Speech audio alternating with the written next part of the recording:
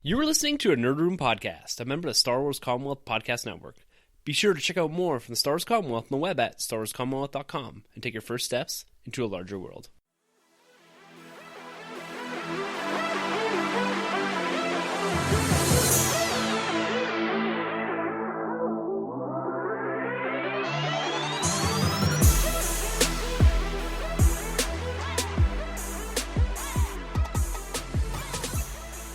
Hey everyone, and welcome to the Nerd Room, where we talk all things comics and movies. This is episode number 60. We're discussing Super Bowl 51 movie trailers. I'm your host, Tim. I'm Troy. No, wait, that's not right.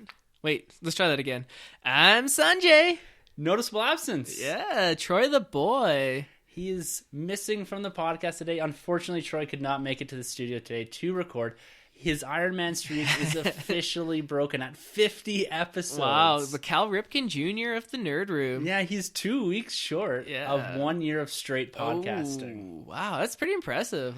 It is. He's going to be missed here. Yeah. But as they say, the show must go on. That's true. I think we should give him some heroic reason why he can't be here today. He's clearly out saving the world from the Justice League, right? Oh, for sure. I think it's Doomsday has come down, and he's in Metropolis right now fighting him off. Oh, man. Hopefully it's Doomsday. It's literally the Justice League he's saving the world from. He's out there to put that movie to bed forever. Oh, okay. I can't wait to go to this movie with you guys, and then after the movie ends, I'm going to turn to you both and just have the smuggest smile on my face, be like, I told you Zack Snyder did it. Or you're going to turn to my face and be like, you idiot, this was worse than Batman v Superman. One of the two. It should be fun to talk about this today, because specifically this Justice League photo, because we don't have Troy really moderating here. Yeah. And sometimes we sit on, or most of the time, the opposite end of the table here. So what do you mean? I'm looking to come a little bit closer here on this side and kind of meeting you halfway on this photo here. There's no Trump wall in the middle between us, Tim. We can connect. Not yet. No, but today we're going to be talking about all of the movie trailers that did drop this year. And in comparison to last year's Super Bowl 50, we had X-Men Apocalypse, Civil War, and Batman v Superman. Oh. And looking at the movies this year, they're quite a bit different, especially these early summer movies. We're getting a big Guardians trailer, as well as some of those tentpole Disney movies in parts of the Caribbean, and then we're looking at Fate and the Furious, or whatever the hell it's called. So there's a lot of these big blockbusters we're going to talk about, and movies that really aren't particularly in our wheelhouse here. No. There's definitely big blockbusters that everyone will come to flock to, and everyone will talk about. They're water cooler movies. You can't... the movies, it costs $3.4 million to air a commercial at the Super Bowl? Which is insane. Yeah. When you think about it, right? If you won the lottery and you had say $100 million, would you just waste it 1 year on a stupidest Super Bowl commercial just to be like... Well, I wanted to put a commercial on for the podcast. We should have. Speaking actually of advertising and all that, there is the Star Wars Podcast Awards. They're back for the second year. And I want to throw it out there that for the Star Wars Commonwealth that we are a part of here, you can go on there and actually vote for the podcast here, the Nerd Room podcast, for various different topics. But what we really want to stress is going on there and voting for the Star Wars Commonwealth for Best Podcast Network. And I think it's one of the best shots that we do have at getting some recognition for the network itself, because there's a lot of Star Wars podcasts and there's a lot of other podcasts that are going to be included in this. But I think there's some really great things happening within the podcast network we're in. Just hit us up on Twitter. We have the link posted there, and just go and vote for podcast, whatever podcast you like, whether it's Talk Star Wars, Tumbling Saber, Gen X, Skyhopper, or Rogue Squadron, or the if you Nerd may, Room. Just ourselves. We're just going to throw ourselves out there. But really, we want you guys to focus in on is voting for the Star Wars Commonwealth Podcast Network. Yeah, absolutely. And for every vote you guys do for the Nerd Room, Tim will send you an autographed headshot. Yes. So make sure to hit up Tim, and he will send you that. And, I'll send you a little bit something, too. If we end up winning, I don't know, what should we do if we end up winning any of these awards? I don't know, man. Let's let the listeners decide. All right, that sounds good. So the millions of people at home, the billions around the world, vote for the Nerd Room. Yes, do that. Do you think we should be like Donald Trump and just make controversial statements so that we end up winning this? Never. I will never stoop to that level. That man is insane. Yo, that's alternative facts, Tim. Okay, we are going to win. Hashtag alternate facts. Hashtag Star Wars. Were you surprised there wasn't a Star Wars trailer last night? I don't think they need to. Yeah. We'll just say it's last night. I don't think they need to. I mean, it's Star Wars. They literally don't have to do anything. I guarantee if they don't put out a single trailer, movie poster, TV spot, it still makes $1 billion worldwide. Definitely. And I wasn't really expecting much, and we obviously didn't get anything last night. And I'm going, you know what? I'm okay with that. Yeah, I mean, these movies aren't coming out till November, December. What's the rush, guys? Yeah. I mean, look at Thor Ragnarok didn't do anything. Justice League didn't do anything, so it's all right. Yeah. But before we get into discussing all of these trailers, we got a lot of nerd news to get through. And we're going to start with the DC Cinematic Universe here in quotes. Okay. The Lego Batman movie is dropping this week, and the early reviews are out, and they're overwhelmingly positive. This is the best take on Batman in film. I heard that. Yeah, it's pretty encouraging to see that. I mean, I think this is going to be the first fresh movie on Rotten Tomatoes for DC since The Dark Knight Rises. That's a long time. It's been a while since they've got some good critic buzz, so I'm glad to see it. As of this recording, or a couple hours before this recording, I checked it out in Rotten Tomatoes. I usually don't do this going into it, but I heard the hype behind this, and I'm okay with this. I know what this movie is going into it. Yeah. It was sitting at a 98% fresh rating. That's impressive. Non-consensus, though, yeah. That was only about 50 reviewers had actually put down the review. But when you look at the trend, it was 49 fresh and 1 thumbs down or whatever. Was that you, Tim? You're like, it needs more Iron Man. There's not enough Marvel in this DC movie. Yeah.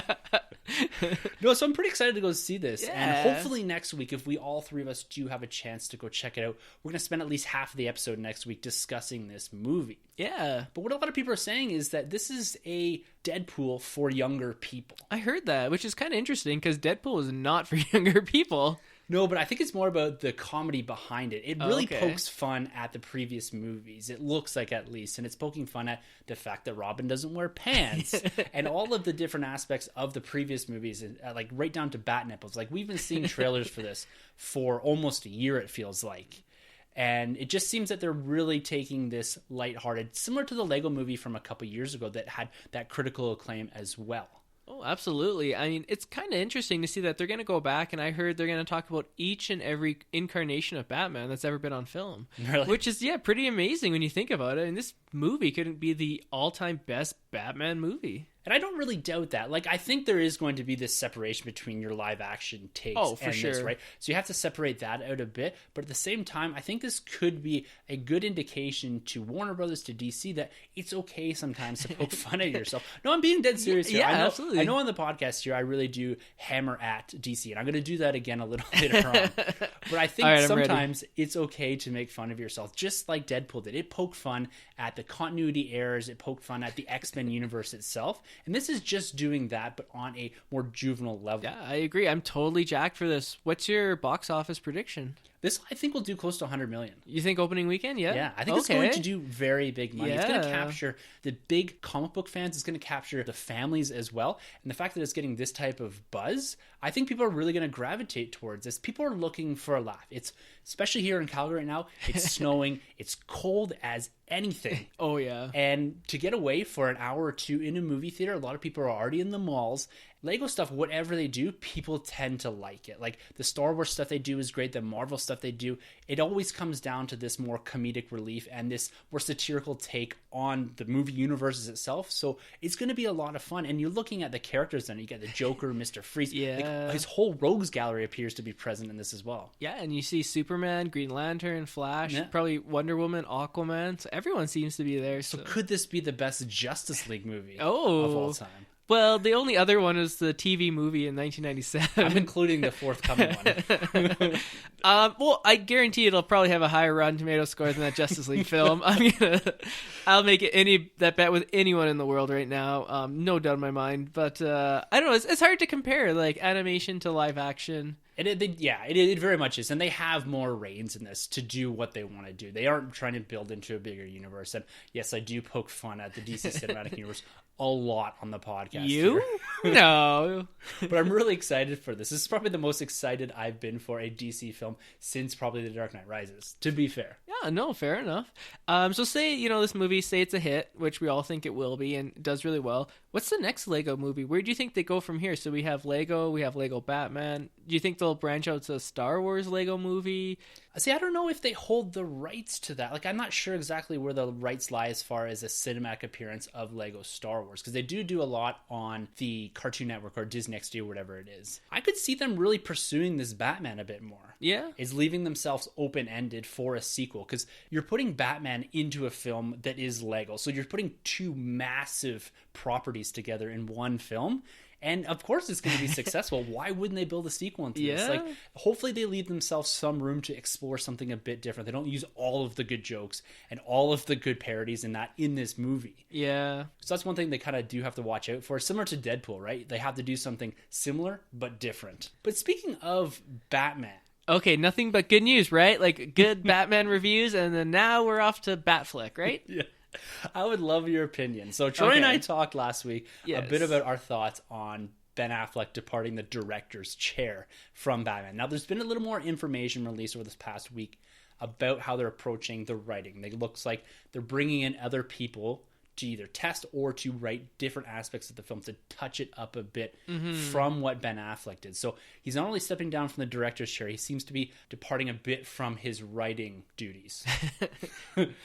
What are your thoughts on this? So this is a little bit more developed from last week, and Troy and I had our opinions on that. I want to hear someone that is very favorable towards the DC Cinematic Universe, and in particular Ben Affleck as a director and Ben Affleck as an actor in the Bruce Wayne role. You know, when I first heard this news, I'm going to be honest with you, I was disappointed. I mean, how could you not? Like, the prospect of having Ben Affleck lead this project from start to finish. And he said, you know, from the start, if the script's not good, I'm not going to do it. Well, now he's not doing it, so what does that say about the script? Yeah, well, it's a script that he wrote, too. Yeah. And the fact that they're bringing people in to change that, if he stepped down from directing and he's, again, taken another step back from the writing duties, how does he put his full presence and his full work ethic and all that in behind this character? You know, he could be burnt out because he's been doing a lot of these big budget films. Yeah. That's one thing we also got to consider. And as well, if you look at the Ben Affleck films that he does direct, they're more like smaller budget, more like drama. They're character driven. Yeah. To a degree, totally. Right? And, you know, my thinking is I have no insight, obviously. I'm just some loser in Calgary here. I have no Hollywood connections. But what if, you know, he wrote this script and, you know, it was a budget of $50 million that would have cost to shoot it. And what if Warner Brothers is like, Ben, you know, this is going to be a summer tentpole movie. Throw some more action scenes in here. And maybe he's just like, no, I want this to be more of like a character study. And Warner Brothers is like, yo, you can have an extra $150 million. You know, like take a cue from Zach. Like, listen to Snyder here. You know, he loves his action. So maybe I haven't seen his action. You know, if you look at The Town, his action scenes aren't as extravagant as you get in your big superhero comic book movies. Very true. I mean, you look at Batman v Superman, one thing is, you know, everyone that hated that film, most of them agreed that warehouse scene was on point. Best scene. I mean, that's one of the best scenes in Batman film, period. That's why I'm not fully off the Bat train.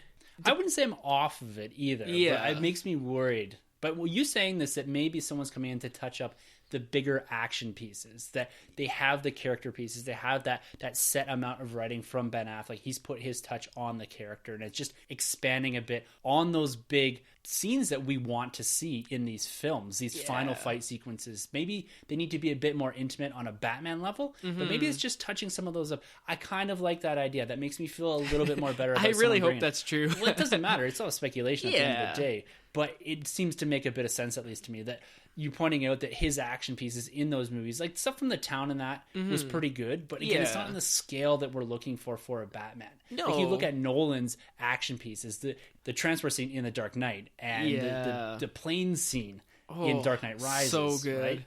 So some of these are pretty epic scenes to get live up to. I mean, if you got the action that you get in The Town in a Batman film, I think people would leave disappointed. Yeah, you probably would. Like, I wouldn't say disappointed, because I think the Batman films need to be a bit more intimate, but you do need this spectacle to a degree in these films. Like, you look at some of the stuff that Nolan did, they are spectacles, but they're more intimate spectacles compared to what you were getting in Avengers or Guardians or Justice League, I presume, as well. Exactly. Speaking of that, who is your pick to be the director? If you're head of Warner Brothers, because this has got to become now on the top of any young, hot, up-and-coming director's wish list. You got to think, if you make this Batman film and you knock it out of the park, look what it did for Nolan. Yeah. Look what it did for Tim Burton. You know, I mean, if you knock these out of the park, you can do whatever you want from then on in. I don't know who I'd pick for a director. like, it's something that I've thought about, and I've never really been able to visualize particular directors. Like, I'm always like, just throw Nolan at it, or, whatever, something to that effect. But I was thinking like maybe Matthew Vaughn. That'd be a good choice. But what they really need to do, from my opinion, is bring in a writer-director. Mm-hmm. You look at what a lot of films are doing now is that the director is heavily involved in the writing process. And so he's putting his vision onto paper and then translating that onto screen. And I think that really helps. Like, you look at The Dark Knight, Nolan had a heavy hand in that. Joss Whedon wrote Avengers, or at least he touched up Avengers. He didn't actually write the story. He fixed it. But you look at a lot of the James Gunn. We talked about this last week, so I don't want to reiterate too much. But I think they need to do something like that, and they need someone that's going to put their own spin on it, to make it different, to change it, to bring a different element into the Batman universe. I agree. The person that they had that's rumored to have come in and rewrote the script is Chris Terrio. So you may remember him from the Oscar-winning film Argo, from the Razzie-nominated film Batman v Superman, and from the yet-to-be-decided Justice League. Yes. So I'm curious to see. Terrio seems they have a lot of faith in this guy. He didn't fully write Batman v Superman. He wrote it with David Goyer. So I don't really know which parts he wrote and which part Goyer wrote. Hopefully it wasn't the Doomsday stuff. Leave off Doomsday, okay? The man killed Superman. If it was up to me, this may be controversial, but I'd go with Zack Snyder. Oh man, no way. I'm sorry. Just picture this. Picture this. Close your eyes, okay? You got the writing of Affleck and the action of Snyder. I can't do it. I still can't do it. So if Snyder is named, are you off the bat train? Yes. Okay. I have nothing against the guy personally, but I'm just not a fan of what he's done in the last little bit. And speaking of Snyder and Justice League and that, we also had another photo drop here. Yeah, so they're not going the trailer route yet, just snippets, just to whet your appetite. What was the thing we got in Batman v Superman? They gave us too much too early. Yeah, that's true. Justice League is not doing that. You cannot accuse Justice League of giving us too much yet.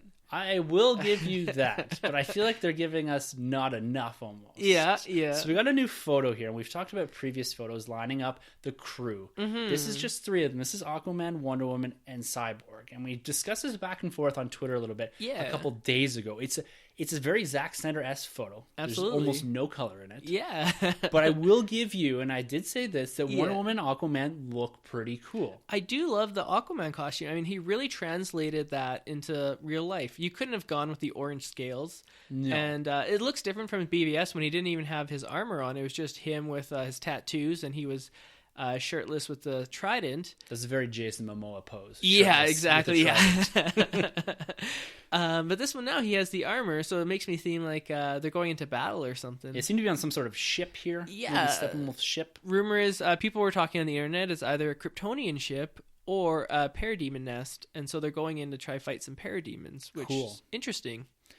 And the other man standing here is Cyborg. This is the character I've got big issues with. And Troy aligns with me here a bit. I'm not familiar with Cyborg in the comics, but he just doesn't look right. It looks like it's photoshopped in there. It looks like his head is sitting on a photoshopped body. Yeah, you could totally see. I mean, you're not alone thinking that. A lot of people have actually brought that up and mentioned that. I guess, I mean, I don't really know how he's going to look until we see him in live action and in motion. But from what I can say, it is pretty comic accurate. I mean, initially from the New 52, he was bigger and bulkier, kind of like Troy mentioned War Machine and Iron Man. Yeah. So he was bigger, and then after, I think it was Dark Side War, he got a new costume, and he's kind of slimmed down, and he's more skinnier. And so a lot of people are saying, like, oh, he should be bulkier, but I think they're taking cues from the recent comic run and making him more streamlined. Okay, I can buy that a bit. I'm just not buying the CG here yet. Yeah. Like, that's my issue, is that I agree that it looks pretty cool, but it just doesn't fit for me. Like, I feel like when I see, and I'm going to draw a comparison to Iron Man here, when I see Iron Man, I feel like Iron Man is actually standing in the photo. Yeah. This, I don't feel like he was ever there, or he's running around in a green spandex suit. Fair enough. The one comparison I have is RoboCop. I think he looks very RoboCop-esque, and that'd be cool if they went that route. Because I don't know if you caught the article. Well, it's supposed to come out on Friday about the origins of Cyborg. Did you catch that? No, is that from either Total Film or Empire? I think, yeah, Total Film. Here, I'll pull it up, and I'll just read the a little bit. All right, so this is a Nerd Room exclusive. Well, not really, but it's the Total Film exclusive that the Nerd Room is jumping off of. So just to read briefly, you can read the whole article. It comes out on Friday, so the day after you get this, but we'll give it to you one day early because we're awesome. That's what we do. Another reason to vote for us. So just getting the article, it says, the powerful mother boxes is what they'll be chasing. They were sent to our world and ended up in the possession of the Atlanteans. the Amazonians, and mankind. And then it says that what happens to mankind's mother box? Well, it turns into Cyborg, which is right out of the comics from the New 52 run. So, and we saw that in Batman vs Superman in that little video. Yeah, exactly. Yeah, so that's pretty cool. What do you think of that? That the backstory of Justice League will be them chasing down these mother boxes. Yeah, you always need a MacGuffin in these type of movies. Oh, something for sure. that the heroes are chasing after. Some all-powerful... I'm going to liken this to an Infinity Stone. Yeah, it's exactly what it is, for sure. And that's pretty cool. Like, sometimes it's like the Infinity Gems, right? The mother boxes, I'm assuming, have this undefined power and can really do anything. This almost power of convenience. And that's okay. I think that these type of movies need something like that. And if it builds into the larger DC comic lore, these mother boxes, I'm assuming they're present and omnipresent throughout the majority of time and space when it comes to the DC comic book universe. And building into that, I love that type of continuity. And this is something that they can build into other movies, that they're not just going to be exclusively in Justice League. I feel like pulling these MacGuffins, similar to maybe an Infinity Saga or an Infinity arc you are seeing in the MCU, something that can connect other movies together. I think that's kind of a cool way to go about it. Yeah, I agree. The mother boxes, from what I've read in the comic books, I mean, I've just jumped in the comics reading the last 5 years here, but they're mostly used for transportation. So you can use a mother box and go anywhere you want in the universe. And so I believe in the movies, what they'll do is you could probably use them to go into Apocalypse, and Darkseid will need them to go into Earth to invade.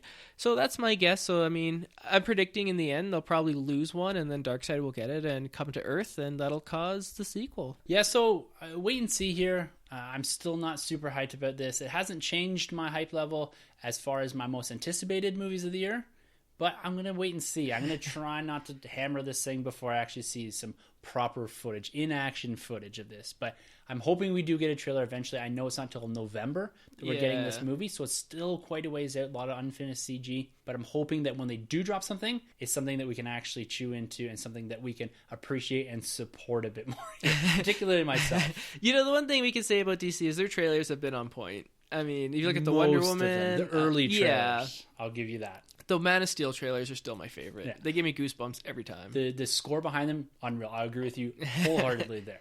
Man of Steel is just still that shining beacon from the DCU. It is. I do like it. But let's translate this discussion over to comic books. Let's get into our comic book picks of the week. Pick of the week. Woo! Lay it on me, Sunjay. What is your comic book pick of the week? All right. So I'm going underwater in this one. Aquaman number 15. So I'm a little bit behind. Issue 16 just came out. But I'm still catching up. So I'm on Aquaman 15, and this is the end of the deluge. It's a very good Black Manta story that's been started since the beginning of Rebirth. And this is the character we're going to get in the film, too. Yes, that's right. Recently cast. I cannot pronounce the actor's name, but he's in Baywatch and some other shows, so looking forward to that. So you have Aquaman here battling Nemo, which is it's funny. Yeah. And so Nemo attacks the U.S. pretending to be Atlantis, and then the U.S. retaliates and attacks Atlantis. It's a pretty cool scene where it has Aquaman talking to former President Barack Obama about that. Yeah, it's pretty cool. And the Justice League in the background, so that's kind of a nice send-off to former president there. Really like it. If you're into Aquaman and if you're excited for the movie as I am, it's been a pretty good run. Not as good as the Jeff Johns run, but I really recommend it. So check out Aquaman. They've been doing some good stuff. Written by... I should mention that Dan Abnett and art by Philippine Briones. Dan Abnett? I love Dan Abnett. He did a lot of the early Guardian stuff. Oh, really? Yeah, Nova and a lot of cosmic building in the Marvel universe. Yeah, and he's actually been doing this with Atlantis. So there's a lot of characters from like Mira and Merc and all the other characters that he's been kind of building up and universe building for Atlantis. So this might be something you... That's what he does. Like. Yeah. Universe builds. I highly recommend you should check this out, Tim. That's got me intrigued because I'm a big fan of Dan Abnett. Yeah, I'm glad I found the written by. All right, for me this week, I am going to lay down Darth Maul number 1. So this is Marvel's newest Star Wars comic book. It's a 5-issue miniseries. The first issue dropped just last week. Darth Maul has become a favorite character of mine, especially spinning out of his appearance in Rebels. So there's a lot of really great stuff there. This comic book, I will say, it's a slow start to this series. Okay. It looks like it's going to ramp up in a big way. There's going to be some appearance by some bounty hunters and some more interaction between Darth Maul and Darth Sidious. But it does not get going as quick as maybe as I would like it. The reason I'm recommending it is that I'm a big Star Wars fan, obviously, and I think this is going to be a really good book going forward, and I think you do need to get it. There are some cool sequences in there with Rathars, which are the big round squid-looking things from Force Awakens. Yeah, I was going to say, I recognize that name. Yeah, so that's kind of a neat connection that they did there, connecting this something that's set before the Phantom Menace to the Force Awakens timeline. So that was pretty cool. There's some nice scenes in there with Darth Maul, but again, I'm waiting for a little more. So we're not getting into the bread and butter of this story yet, but it's a nice start to what I'm assuming is going to be a really good story that kind of wraps this Darth Maul series up and into Phantom Menace. My only issue with this issue is that it's $4.99 and it comes with a backup story, and it's a couple pages long, but you're only paying the $4.99 for that backup piece. It's not an extended version of the Darth Maul series. It's actually two different stories told within the same book, but the second story, unless it's going to have some effect later on, it doesn't really have any effect on the story itself. So that's one kind of takeaway from this book, but I'm still recommending it as my comic book pick of the week because it is Darth Maul, it is Star Wars. I think it's going to be a fun 5-issue series. So it's just a short series, it's going to get straight to the point. Hopefully it picks up a bit more the pace here, but it's a good introduction to the series, I think. Oh, that sounds interesting. So I have a couple questions for you. So $4.99, is that the typical Marvel price point? No, $3.99 is the flat price point here. Yeah. $4.99 is usually for a number one event book, or usually something that is a double-sized issue. Oh, okay. And you do see that sometimes in, I believe, the Guardians 3000s or whatever the next iteration of that was, is because it always had another story in it. Gotcha. And sometimes it serves as a jumping off point or a testing ground for other comic books that may come out in the future. But yeah, $4.99 is getting a lot because that's you're upwards of $6, $7 Canadian. With the exchange rate, yeah, it's not very nice for us right now. No, it's a lot of money. So someone like me who has yet to see Star Wars Episode 1, I know everyone that's listening on the Commonwealth is just throwing stuff at their screens right now. I will watch it eventually. But that's one thing, I'm kind of excited for this though. Yeah. I'm glad you brought that up because we're going to do eventually, we're going to talk about the prequels on the podcast here at some point or another. I want you to wait to watch it, and I'd love to actually have someone watch it and then come and give their impression here, because the prequels in the past have gotten a lot of hate. Myself, Troy, and the rest of the Commonwealth, we're not prequel haters. Everyone is fans of what they did there. Yes, there are missteps in that. We can all recognize that. Episode 3 is one of Troy's favorite Star Wars films. Oh, interesting. Okay, so I'm excited to watch that I'm really looking forward to having that experience with you, because there's not many people you can have that experience with, especially people that are in the nerd world. Like everyone, I'm sure you know parts and pieces of the story, but it's going to be cool to get your fresh opinion. Like that's a very rare thing. So I'm really looking forward to that. So don't watch them quite yet. Okay, I don't know, like, to be honest, I don't know anything. I think, like, I know Darth Maul's in the first one. Yeah. That's it. Because he's on the cover of my steelbook. So he owns the movies, just never seen them. Yeah. Well, they're in steelbook. Yeah. He has very cool design, very cool character design. His lightsaber that's double-sided there is very cool. Everyone that I talked to says he was the best part of episode 1, so this comic book intrigues me. Yeah. I think you kind of need to see the movie to appreciate okay, so I should stay away until I watch. I think so. And being that's a 5-issue, like you can borrow them after if you get kind of into the character. But I think that it's not really going to benefit you much. Okay. I think this is, again, playing to the fan of the Star Wars series. This is a nice addition to the universe and not a necessity to read before getting into a film. It's not serving as a prelude. It's serving as an additional story or building the lore behind Darth Maul more than anything. I think, at least personally. No, that's fair enough. I really think, these villains miniseries is the way to go for villains because they can't carry their own ongoing. No. Marvel did a very good miniseries with Red Skull a couple years ago, about 5-6 years ago now, and DC did one with the Penguin, about 5-issue miniseries that was very good, told his origin and made me like the character a little bit more. So if you had a choice, Tim, of Star Wars, Marvel, DC, one villain 5-issue miniseries, who would you pick that you would love to have their own spotlight? Someone that doesn't normally get it. Like the Joker, he's always in the spotlight, but someone that's kind of underrated. Ooh, you put me on the spot here. I'm probably going to have to lean a little maybe towards Marvel. I'd like to see a little more on a Doctor Doom or something like that. Oh, very good. Yeah. Like, that's a character I'm not completely familiar with. At least his old iteration of Doctor Doom, not his new kind of the movie clean-faced, I'm riding around in an Iron Man suit type Doctor Doom. Yeah. That's a character I'd like to explore a little more, or maybe even like a Galactus or something like that. Oh, that would be amazing. Have him go to the different worlds and just watch him destroy them. Like, oh, that'd be just get some insight into what's going on in his brain a bit. And I'm sure there's lots of comics that do cover those aspects, but just a fresh take. So they did a 5-issue miniseries, I think it was 5-issue, on updating Thanos's origin story a couple years ago. Okay. And going back and doing stuff like that and just bringing up those villains and bringing those origin stories up to modern day, I think is a really cool way of doing it. I agree completely. And Star Wars has done a lot with these 5-issue miniseries. A lot of them, like there's a Chewbacca book, the Han Solo, I believe, was 5 issues, and the Leia series was 5 issues. So it's exploring these characters, fan favorite characters, but only in short miniseries, which really draws me in because I'm not committing a ton of money or a ton of time to getting into a complete ongoing series and adding that to a permanent pull list. Yeah. So I like the idea that you could even pick these up and trade a single trade book, a $14.99 trade book at Chapters or whatever, further on down the road if you're not a single issue collector. Yeah, no, that's a good idea. I sometimes prefer the trades because you don't have to get up every issue and pick up a new one, but the comic books are pretty cool as well because you can go back and look at the advertisements at the time and stuff, so it's kind of like a time capsule. And it's interesting you bring up this idea of trades versus single issues because I've had this internal debate going on since we discussed Marvel removing their digital format, their broad spanning digital format across their comic books and going towards this promotion of comic books within the digital format more than actually giving you the single issue or the physical issue. And we ran a poll on Twitter as well. Okay. And overwhelmingly people were in favor of reading physical copies. So it's something that's not really going away. No.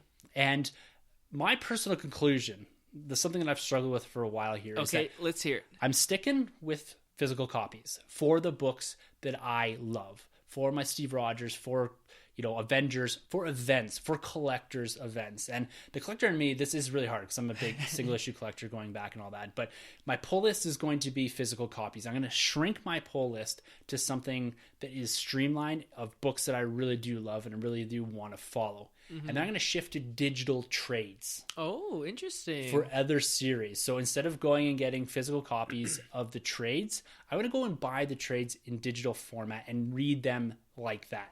So that I have the accessibility for when I'm traveling, and I'm also collecting the single issues that I really want and really love. I always do events, single issues. Yep. But this trade thing is something I'm going to try because that, I think, captures both of my aspects of reading comic books. Is that I love the collecting, I love the reading the physical copy, but I also like taking something on holidays or on business trips and that with me because I do a lot of traveling. Yeah, all this talk about digital copies that got me kind of intrigued. So I did something. I signed up for Comicology.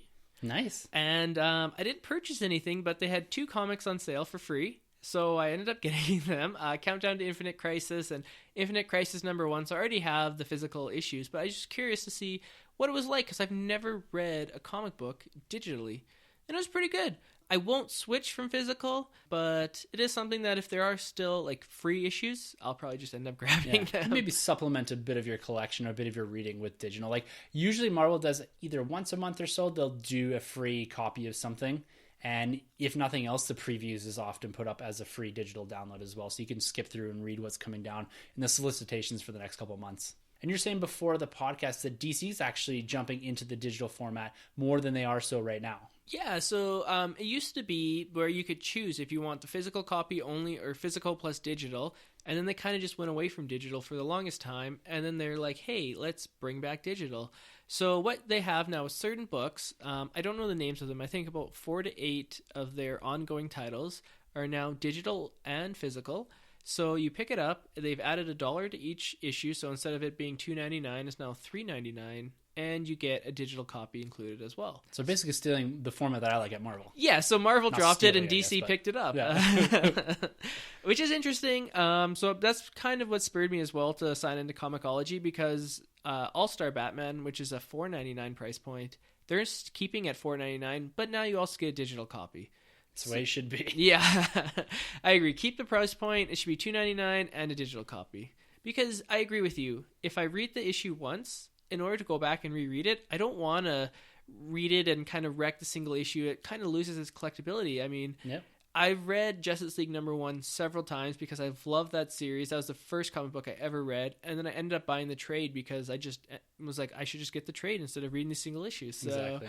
Instead of getting the trade, I should have automatically had the digital copy, and then I didn't have to go back and get a second issue of the issue I already bought. Well, it's nice that you're getting into the digital world a little bit here. And continuing with comics here, I've aired some of my grievances on the podcast in the last couple of weeks with Marvel, with the events, with the shipping issues, and with their actual books, me not being completely enthralled the way I used to be. This big status quo shift. Come to the dark side, Tim. You know, Dan Abnett, he made the switch. He's like, Tim, Aquaman, be my Aqua buddy.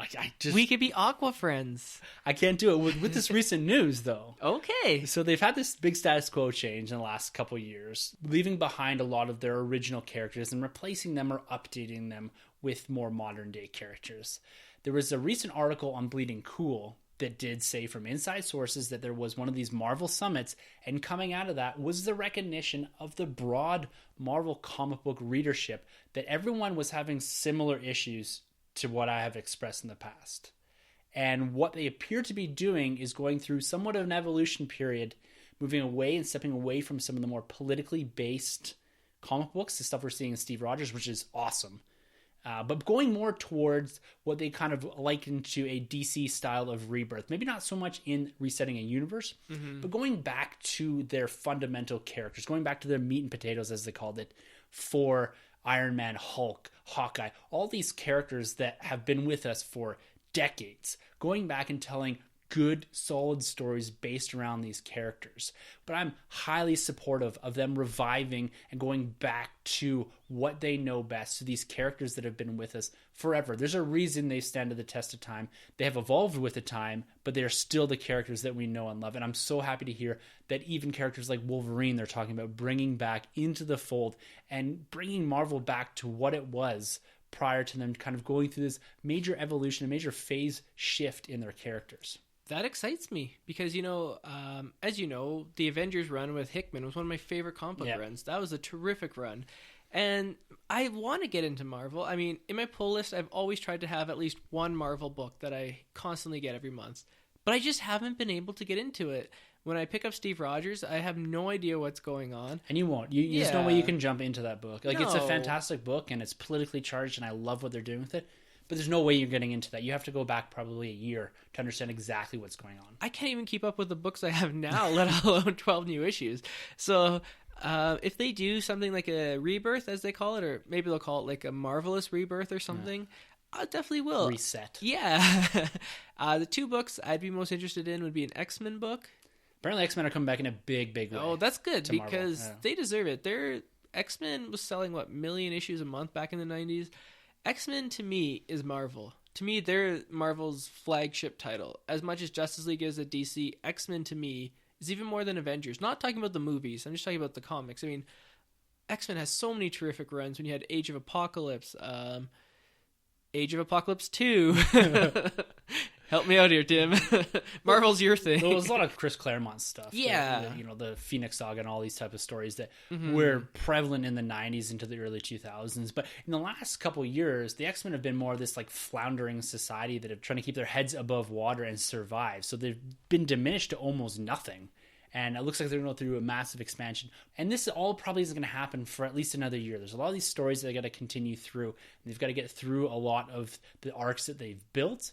But I think that you're going to start to see the seeds starting to plant slowly here, maybe in the next 6 to 8 months, about somewhat of a revival in Marvel back towards our old status quo. Yeah, I agree. I've been reading online, and I've heard that a lot of retailers have been quite upset with Marvel with all their relaunches and their renumberings. It's confusing. Yeah. And some of the books even, they do weigh heavily into the political environment. You look at Miss Marvel, Champions, the Steve Rogers stuff, even the last book that I recommended last week, Civil War 2, The Oath.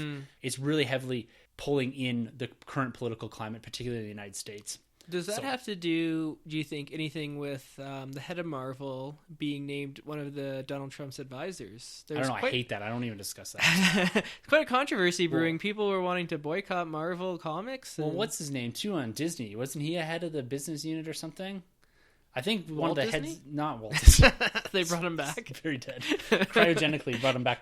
No, I can't remember. The CEO of Disney was also named to one of Trump's advisory committees as well. Okay. So I don't want to talk about that because that just makes me want to not talk about it.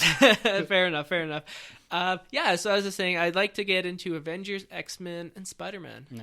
I think if Marvel does like a full reboot, and I think they need to. I mean, they've been one continuous stream for 75 years now? I'm not in favor of a reboot. I think they need to, Tim. Embrace the reboot. Embrace the reboot. DC's done it several times. Well, they tried to do Secret Wars and it didn't really work. It just made the continuity a bit more complex. But I like my continuity. I like the characters. I like the history. Mm-hmm. I don't want them to go back and be like, okay, we're just going to do the Ultimates again. Yeah. And what they did in that, and just this more real world, grounded, gritty type Marvel take.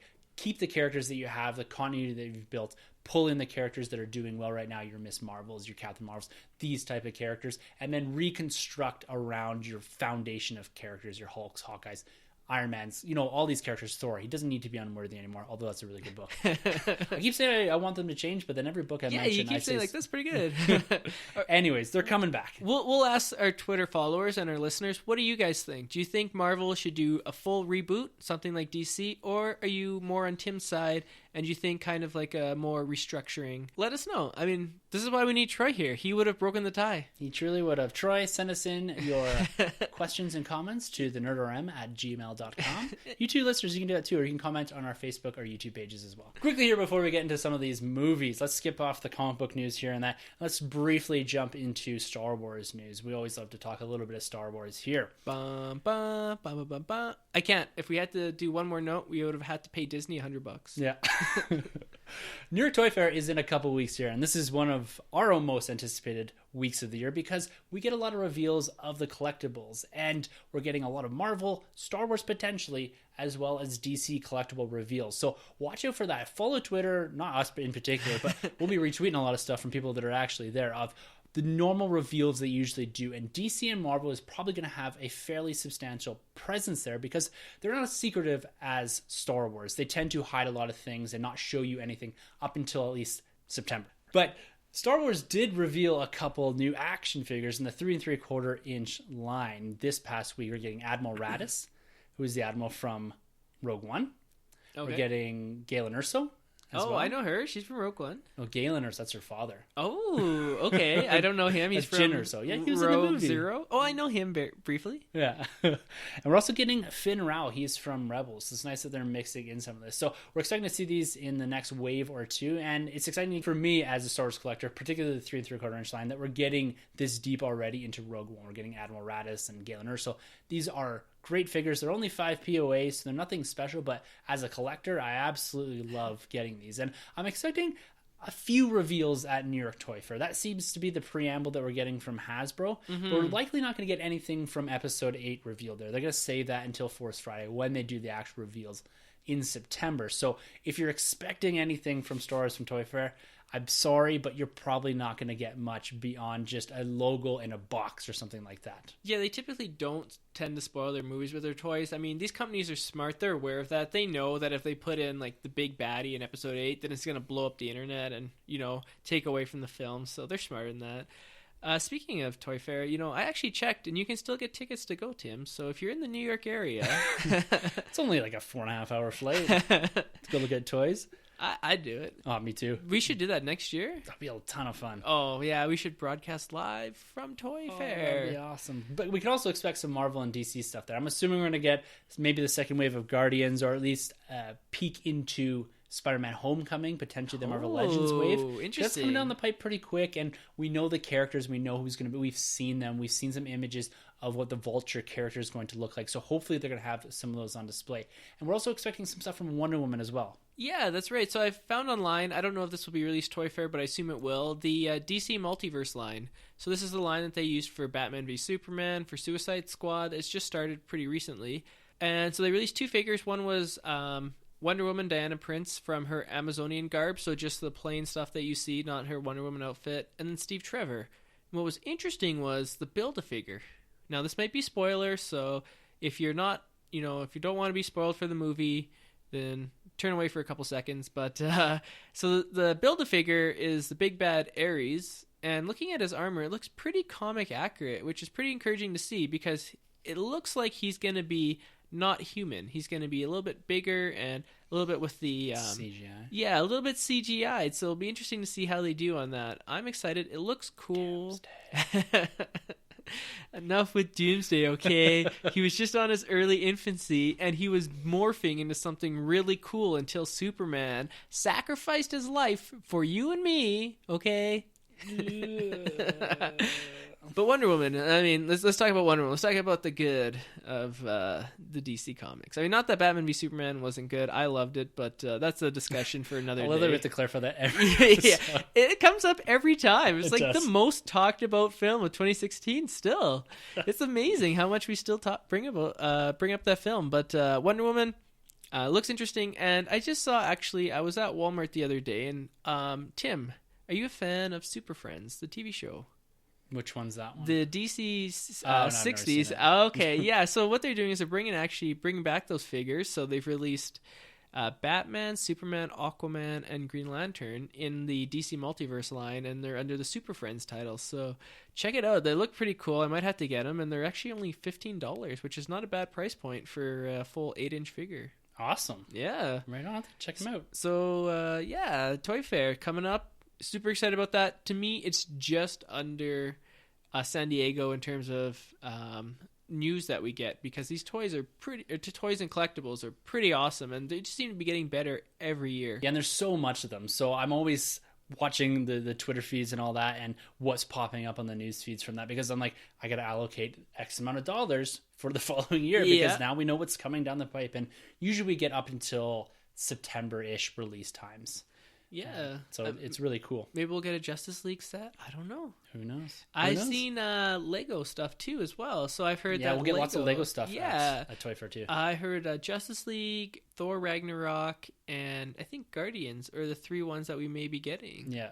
Hopefully we'll get some extended sets from Rogue One as well, because there's a few sets there, and I'm hoping to get some of the bigger ships and maybe a few other announcements as far as Rogue One related Lego sets. We're not going to get anything from Episode 8 outside of maybe just a number that says, we're doing 7 sets for Episode 8 or whatever. We're not going to get any look at them, but it's still exciting to know that we're getting a lot of Star Wars Lego still coming down the pipe here as well. Yeah, sometimes Lego can spoil a scene, though. Remember in Civil War, they spoiled Giant Man?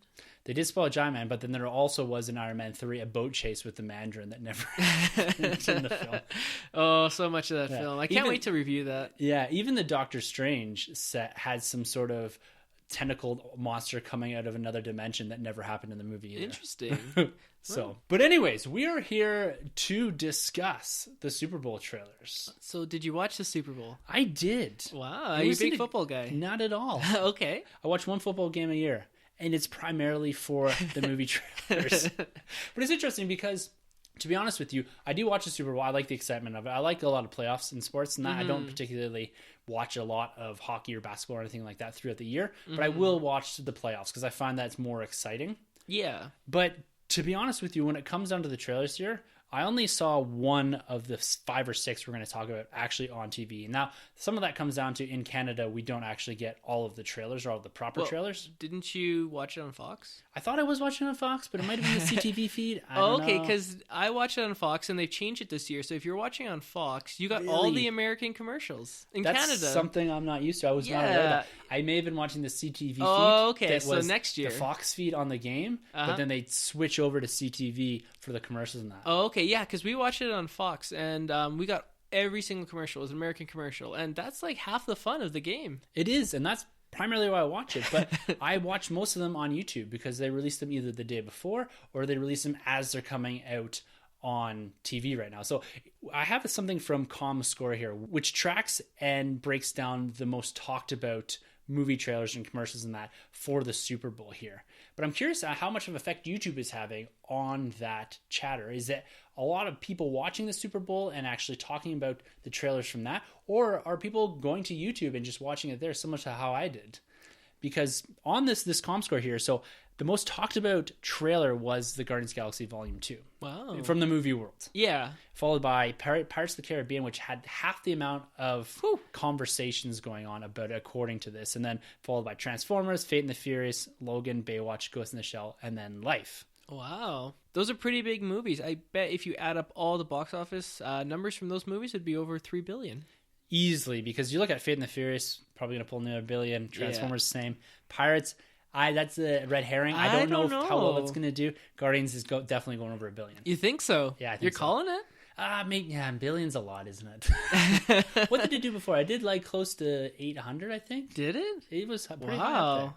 Maybe 750. Okay, so it was close. So could it get a $250 million bump? Maybe not. It's maybe a bit shy. It's going to be one of the higher grossing movies of the year. For sure. And the interesting thing about the Guardians of the Galaxy Volume 2 trailer, it dropped pregame. It was not aired during the Super Bowl, or at least the first viewing of it wasn't aired during the Super Bowl.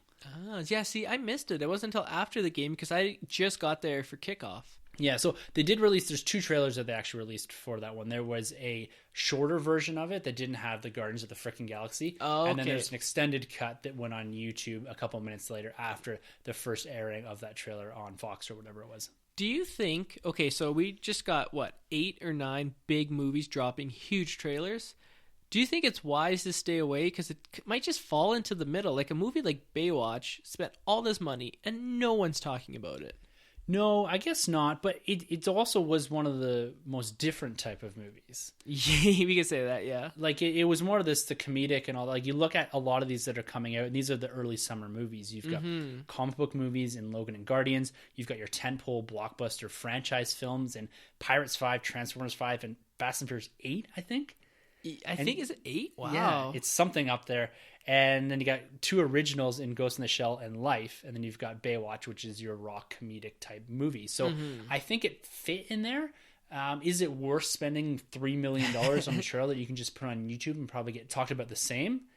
Probably not. I don't know. Like, it's interesting because a lot of these movies have had previous trailers. And do you think that they benefited from having a trailer sitting in the middle or at halftime or whatever? Well, if you think about it, probably 100 million people in the US I guess watch? There's a lot of people. There's a lot more people watching that than there is on YouTube. Yeah, so if you think of it that way, even if 1% goes to the movie, that's 1 million tickets sold, so times 10, that's 10 million, so you make back your money. Yeah.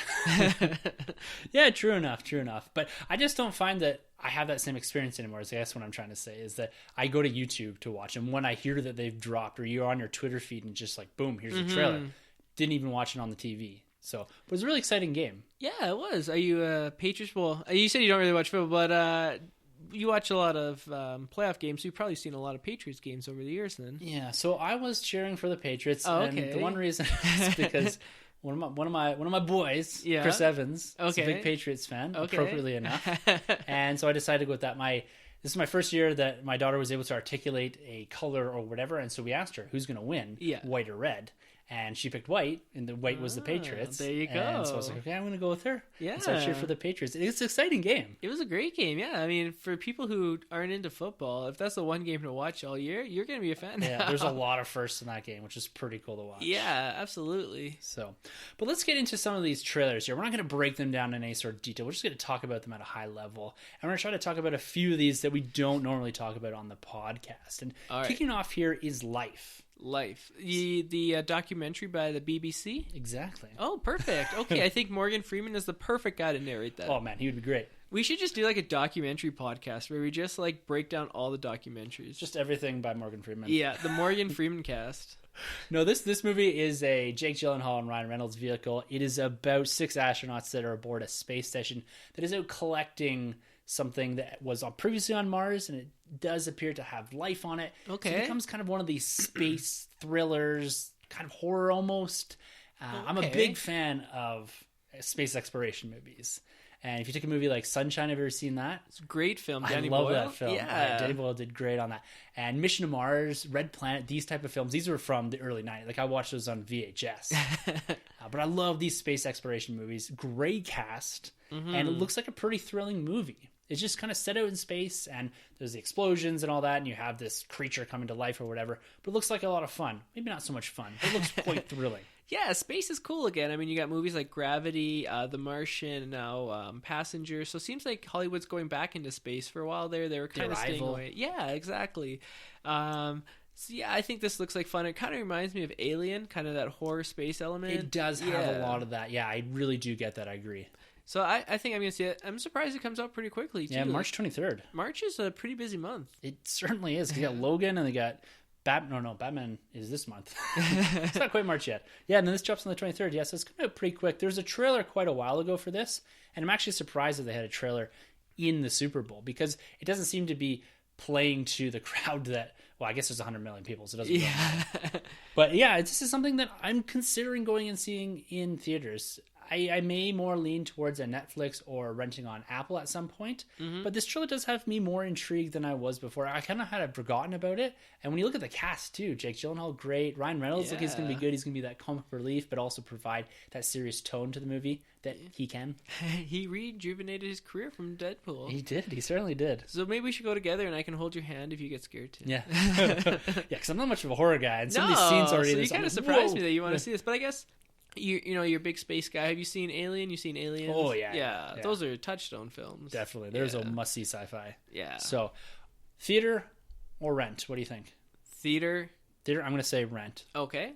Cool. Let's move on to Fate of the Furious. This drops on April 12th. I believe this is number 8. I may be wrong there. It might be 7. Wow. No, because there's 7 Furious. Fast 7 or Furious 7. Yeah, who knows now? So this is a different take on it. It looks like the brief synopsis that I can gather from here is that some sort of mysterious woman seduces Dom into turning on the crew, going all Civil War within the Fast and Furious franchise. We have Dom fighting The Rock. Wow. The Rock seems to be taking his position as the lead in this franchise now. At least that's what I'm getting from this trailer. Fast or Furious 7, whatever it was, he was kind of a side character, more of a glorified cameo. He was the main protagonist in 6, maybe, or 5, one of them. I don't know. Anyways, he seems to be getting bigger and bigger roles as we go here, and this seems to be him taking his spot as the lead from whatever his name is, Vin Diesel. Okay, so I've seen the first one when it came out in theaters. Yeah. And it was just about racing cars. How are they like having submarines and tanks and like what's going on here? I have not kept up with this franchise. So for me to go from the first one to see the trailer on this, I'm like, what the hell did I miss in the previous 7 movies? So there's been a massive shift and almost an embracing of this ridiculous nature of this film franchise within the last 3 or 4 movies. So when they kind of rejuvenated this franchise, I think it was number 5, where they kind of brought back the original cast because they did Tokyo Drift, and maybe it was 4. Doesn't matter. But they've seemingly gone more and more ridiculous and just purely embrace that. Yeah. And that's where this is coming from, is like the big cars, the tanks, the submarines, all this. It's crazy. But the fact that they've just gone and said, look, we know exactly what we are as a film franchise, and we're just going to go more and more ridiculous as we go. Oh, yeah. I'm guaranteeing Fast 9 or whatever it's called takes place in space. Just launching cars into space. Yeah.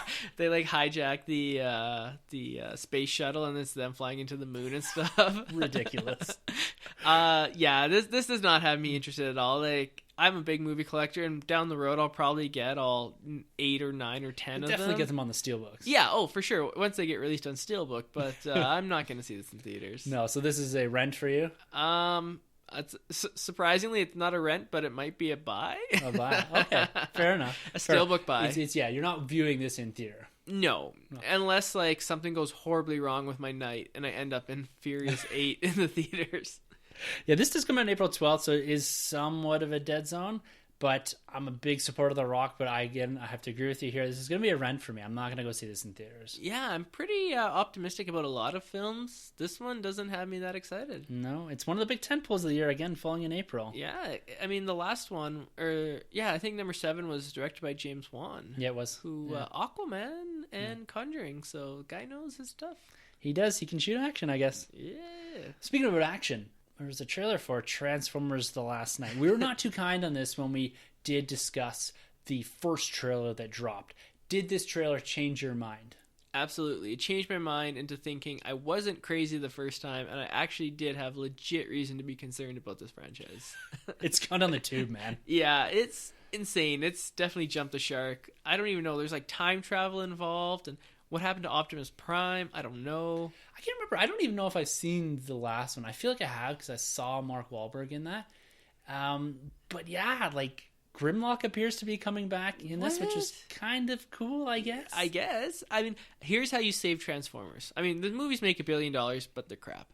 But if I was head of Transformers, I would turn to Beast Wars. Remember that show from the 90s? Yeah, you have to do something a little different here. Like, I don't like them constantly playing to the idea that the Transformers and Earth are constantly intertwined with each other. Their histories are so woven together that each movie explores a different aspect that like of the history of the two, because in the first movie we're given all the indication that this is the first time they're coming to Earth. Totally. And the first movie worked. Like, I like the first movie. It's a great film. Yeah. It's fun, it's entertaining. It's like Independence Day. You can put it on and no matter where it's at, you can finish it till the end.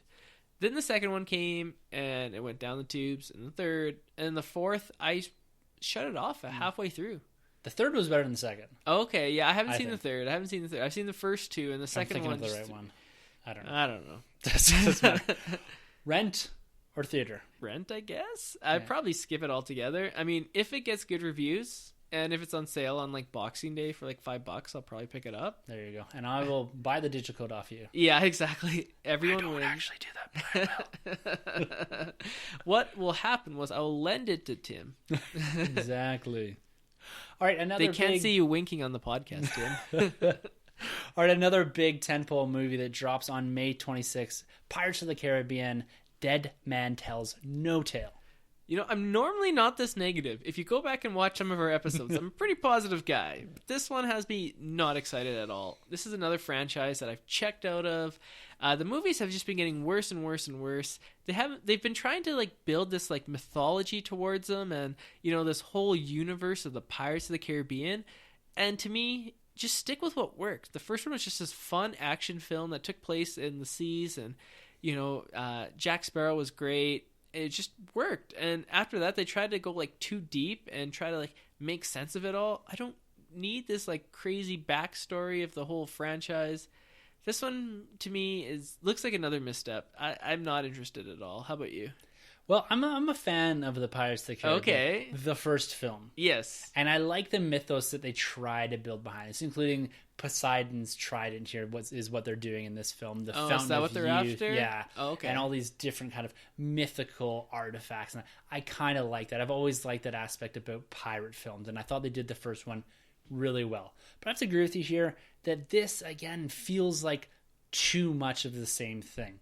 They seem to be revisiting, at least from when I get here, the success of the first one, going back to like these ghost ship, this Captain Salazar. Yeah. So seems like an interesting character with all the different pirates that are ghosts, get their heads blown off on that. CG looks pretty good. They seem to be bringing back Orlando Bloom. I believe he does have a brief cameo in this trailer. So revisiting again what they did in the past and getting away from the break that they made in, I believe it was number 4. Is that the one where it's like the mermaids and stuff? Possibly. I don't know. Doesn't matter. But one thing that I found curious about this is that the first trailer refused to show you Johnny Depp's Jack Sparrow. That's right. This trailer waits right to the end and just shows you him covered in mud. I don't know. Mud? I don't. It could be shit, I guess. But I don't know why they're hesitant in showing you Johnny Depp. We've seen this character in 4 other movies. Like, we know exactly who and what this character is. Why are they hiding him? Like, are they trying to put on display some of the other characters, some of the CG, some of the other elements of this universe? Or are they just playing with it? Like, I don't understand why there's so much hesitation showing Johnny Depp. I think probably because Johnny Depp is not the most loved person right now in the world. He had a couple of bombs. He had his divorce with Amber Heard, and some pretty nasty stuff came out of that. That dog incident in Australia, right? Yeah. See, I mean, he's not been on a hot streak, and so maybe Disney's trying to stay clear of that. But he's the pivotal character. He's like the title character of this. Maybe he's not. Maybe they're trying to go a different direction. Maybe they're trying to phase him out. Interesting. I never really thought of it that way. I thought they were just playing coy with him for whatever reason. But think of, what was that, Alice Through the Looking Glass? True. The first one made $1 billion. This last one didn't even make $100 million. I don't know. It did not do well. It did horribly. Okay. So maybe Disney's like, maybe we should stay clear of Johnny Depp for the while, and who knows? Who knows? Theater. or rent? I keep saying this backwards and forwards. Rent or theater? Eventually I do want to see all these. I mean, I did enjoy the first one. The second one I was less thrilled on, and the third one I was even less so. I'll probably say rent. I'll say rent too. When I say rent, I also mean Netflix and all that too. Yeah, for sure, yeah. I'm with you there. I'm not seeing this in You theaters. don't mean you're going to drive to Blockbuster and pick it up? Yes. As much as I would love that, I think I'm the only one. Yeah, I think so.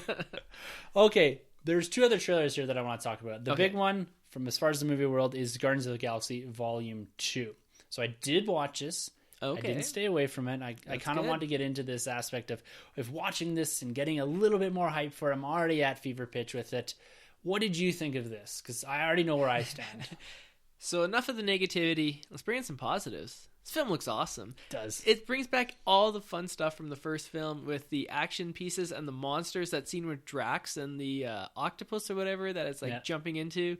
The humor I liked a lot more than the first trailer. I think this was a much better trailer than the first one. Mm-hmm. It was short. It was to the point. It did give us a look at our villain, or at least what we think is the main villain, in Aisha, which is also known as her. Okay. We talked about her a bit last week, but she's a counterpart to Adam Warlock, also known as him. So I'm hoping to bring in some of that mythos. We had the cocoon that was in the end of Thor the Dark World and in Guardians of the Galaxy and the Collector's Vault. So connecting a lot of these pieces, all of this cosmic aspect of Guardians, which I'm a huge fan of. The look of it, I was a bit thrown off by that. It looked like something out of Asgard. When I first saw it, I was like, oh my god, they're in Asgard. Yeah. But so that's a little bit different, but I agree with you. The humor is on point. Drax, Mantis looks great. We had a lot more here with Nebula and Yondu joining the Guardians. So Yondu is an original Guardians member, and I love both of those characters. And so we're seemingly going to have an uneasy alliance between all the Guardians, bringing in Mantis as a new character. We did get that Avengers-esque kind of glory shot towards the end of the trailer. That looked really cool with the colors in the background. Exactly, and then we had Rocket nicely translating Groot's I am Groot to Yondu, which is Guardians of the freaking Galaxy. So even interrupting that scene, that kind of money shot scene with Mantis getting hit in the face and Drax dropping that line, that is just very much Guardians of the Galaxy, and I absolutely love what they did there. So fever pitch here for me. This is a definite theater watch. First day, first showing in Calgary. Oh, for sure. What did you think of the character, sorry, you mentioned her name, the all gold character, the Oscar statue? Yeah, Aisha. Aisha, yeah. What did you think of her look? I was a little thrown off by it. It seemed like a lot of gold, but I'm not going to really throw much at this character as far as her initial appearance, because I'm not sure if we're going to see some sort of evolution of this character, but it kind of does fit what she's supposed to be, this kind of cosmically powered being. So we'll see how it fits into the aesthetic of the film, because right away I immediately thought Asgard. That's what I thought. I thought it didn't fit as well into the Guardians, so I'm going to be a wait and see on this villain, or if she actually is the villain, because we still have yet to see Eagle the Living Planet, which I'm hoping you don't get to see until further on into the trailers that I'm actually not watching. So I'm going to wait and see with her. I'm not quite sold on it yet. How about you? The first thing I saw when I saw her, immediately thought of the 1920s classic sci-fi film Metropolis, where the main character is like all gold. Well, it's black and white, but it looks like she's wearing like a gold outfit, and that's kind of the vibe I got. Maybe it's a throwback. I don't know how she looks in the comic books, if this is comic accurate. From what I've read, not really. Okay. I may be wrong in that, and if listeners, if you've read a lot of her or Aisha, or I don't even know if I'm saying that right, but if you've read a lot of that, make sure to correct me here, but I think they've taken some liberties with this character. That's one thing I've noticed, I've heard of the Guardians, is the characters from the comics and the movies are kind of different. They do take creative liberties with the characters. They do have similar elements, but they have kind of gone their own direction with them. And I think with characters like the Guardians, you do have that ability, because you don't have that mainstream recognition. Oh, you've changed what Star looks like or Drax looks like. Yeah. They do look similar, but they have evolved them into their own type of thing. And we've seen a reverse evolution back into the comic books, because Star-Lord looks exactly like Chris Pratt right now. Oh, of course. No, that makes sense. I mean, you couldn't make that change with Captain America if you changed his costume to be like red, white, and green. Yeah. People would lose it. But you change Drax from green to blue, no one's going to say anything. No, and that's not going to piss off the mainstream audience. So. No, I'm with you. Opening day, I'm going to see this. We'll probably see it together, and we'll probably Definitely. love it together. Yeah, and we will definitely be reviewing this as part of a much larger MCU retrospective that we're doing once a month. It is February now, so this is the month of Incredible Hulk for us. Yeah. So we're going to be recording an episode here in a couple weeks and dropping it at the end of February. So look out for that coming down the pipe. Our Iron Man episode is actually up on the feed you're listening to right now. So make sure to go back and check that out and follow along and take this journey with us up into our weekend release review of Avengers Infinity War. So 16 months, 16 reviews of Marvel Cinematic Universe films. So now we're 15 months away. Yes, we from are. Infinity War. But we're not that far away from this last trailer. Okay. You have not finished it, so I'm not going to spoil this, but Stranger Things Season 2. This is not a film, but this is a big TV show, a Netflix TV show that we're all big fans of. I know you're one episode shy. Troy loved it. I loved it. My wife loved it. Everyone is on board with this thing. We finally got not only the indication of when it's dropping, but we got some footage from it. So it is coming out in Halloween. At least that's what's tagged at the end. Wow, that's a long wait time. It is, because it came out in July last time. Okay. And I'm really looking forward to this. The trailer won't go into too much detail here because it really won't spoil much, but it captures the aesthetic of the 80s, this nostalgia that we feel. The kids are running around in Ghostbusters costumes at one point. Yeah, that's awesome. So good. And they had this Lego My Eggo commercial at the very start of the trailer. Just perfect, on point. So excited for this. It looks like we're going to have the Inside Out maybe coming back outside. We'll see. Okay. But this looks awesome. This was, again, other than Guardians, this was the trailer that I loved the most. The trailer that I've rewatched the most amount of times. And there's not a lot of footage in there, but this is a definite, whenever it drops, whether it's the 27th, which I think is the Friday before Halloween of October this year, I'm there binge watching this as soon as I can get my hands on it. I agree. I gotta have to go home now and watch the last episode. You got me jacked up to finish watching it. You got to do it, man. I know. I mean, the thing of Stranger Things is it's like the only Netflix show I've really gotten into. I mean, I'm so bad at watching TV shows nowadays, especially with a little one at home. It's tough. But Stranger Things was the one that I stuck through, and I'm glad I did. I can't Seems very much up your alley. Yeah. I mean, it's funny because so many people were like, oh, it was so scary. And I'm just like, I'm a horror connoisseur, and I'm just like, really? Dude, I was under blankets for the majority of this watching experience. That's amazing. Yeah. I watched it purely because the 80s aesthetic, not for the thrill and all that. I'm not into that scaring the shit out of myself. But I watched this when I was on vacation in July last year, and I was literally watching it at night. And there's some points I got my eyes closed and I'm trying to watch it. I'm like, I know something's gonna jump out soon and that's gonna happen. I don't want to see it. I'm trying to prepare myself. But you get desensitized. It happens over time. The whole generation seems to be that way. Yeah. Anyways, that kind of wraps it up here for our trailer talk. We've gone a little bit over time, but I think it was warranted talking in a little bit more detail, and I like doing kind of this rent or see it in theaters. But my conclusion from this is that we're already on board for Guardians of the Galaxy and Stranger Things Season 2. The other trailers, the $3 million or whatever they spent, did not intrigue either us enough to get us ass in seat in theater to watch one of those films, especially considering all these come out really pre-summer. Yeah, I mean, there's going to be a pretty crowded movie landscape in 2017, so you're going to have to really allocate your money wisely. I am not allocating my money to Transformers, to Pirates, to Baywatch, but I will allocate to Guardians. Definitely. I'm right there with you. I will watch some of these on Netflix when they inevitably pop up on it. Oh, but, for sure. Sorry, guys. Money somewhat well spent? Maybe? I don't know. I mean, if they gave me $3.5 million to watch it, I probably would. Okay. You and everyone else. I don't know. Transformers 5, come on. I mean, maybe 3.6 mil. All right, guys, that about wraps it up for this week. I just want to say one more time, make sure to go out and vote for us in the Star Wars Podcast Awards 2017. Vote for the Nerd Room if you'd like, or go vote for some of the other podcasts in the Star Wars Commonwealth Network. But I do ask that you do go vote for the Star Wars Commonwealth Podcast Network for favorite Star Wars podcast network. That was a lot of podcast networking in one single sentence. Drink every time Tim says Star Wars Podcast Network. But get out there and vote for everyone in the Commonwealth and for the Commonwealth itself. We'd really appreciate your vote and taking that up. We'll post a link here on Thursday so you can easily find the location where to go vote for that. You can also find them on Twitter and all that. Just type it into the internet. I can honestly say it's the only Star Wars podcast network that I listen to. There you go. 100% Sunjay truth. is fully behind us. Hashtag true facts. All right, guys, if you'd like to get a hold of us, you can always grab us at hashtag Into the Nerd Room on Twitter. Our Twitter handles are at the end of the episode. You can also email us at thenerdrm@gmail.com or leave your comments and questions on our YouTube or Facebook pages. Just search The Nerd Room Podcast.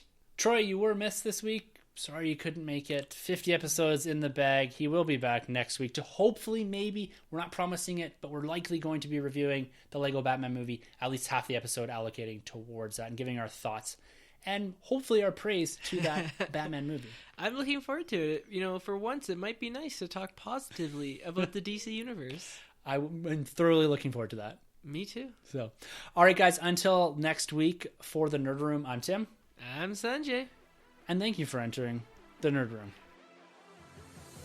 This has been a Nerd Room podcast production. You can find our hosts, Tim and Troy, on Twitter at TheNerdRM and Troy TheBoy87. Don't forget to subscribe to the Nerd Room on iTunes, Facebook, and YouTube. Just search the Nerd Room Podcast. Be sure to head over to StarWarsCommonwealth.com to find other podcasts on the Star Wars Commonwealth Podcast Network, including Talk Star Wars, Generation X-Wing, Tumbling Saber, Rogue Squadron Podcast, and the Skyhopper Podcast. Follow the Star Wars Commonwealth on Twitter at SW Commonwealth and take your first steps into a larger world.